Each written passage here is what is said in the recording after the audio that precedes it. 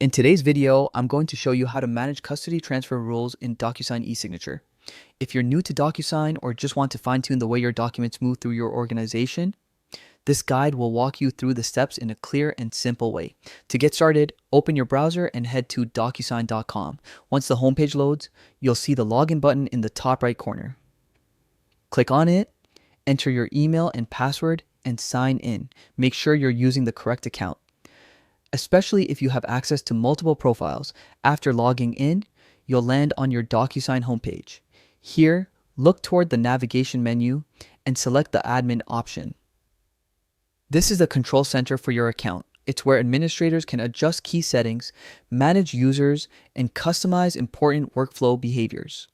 All custody transfer functions are located inside this area. Once inside the admin dashboard, look for the custody transfer section. This feature helps you move document ownership from one user to another, ensuring your agreements stay organized even when roles change inside your team.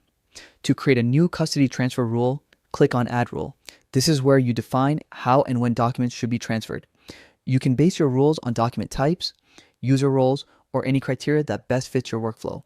Clear rules are important because they prevent misrouted files and help maintain compliance across your organization. Take your time setting these parameters. Think about which users typically handle specific agreements. Consider situations like staff changes, department transitions, or projects that require certain documents to be escalated automatically. The more thoughtfully your rules are created, the smoother your processes will run. After defining your rule, double-check everything before saving.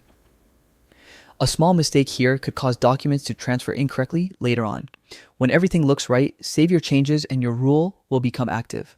From this point forward, Docusign will automatically manage document custody based on the instructions you provided. To take this feature further, remember that you can return to these settings anytime to update or refine your rules.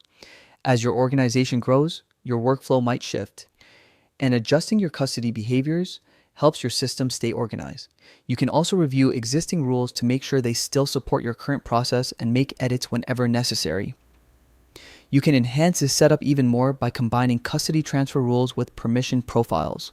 This gives you a powerful way to manage access levels while also directing how documents move within your team. When used together, these tools help you create a secure and dependable environment for document handling across your entire organization. And that's all you need to manage custody transfer rules in Docusign Esignature. Once you know where everything is located, the process becomes simple and incredibly helpful for keeping your workflow clean, automated, and consistent. Thanks for watching, and feel free to revisit this guide whenever you need a quick refresher. Happy signing.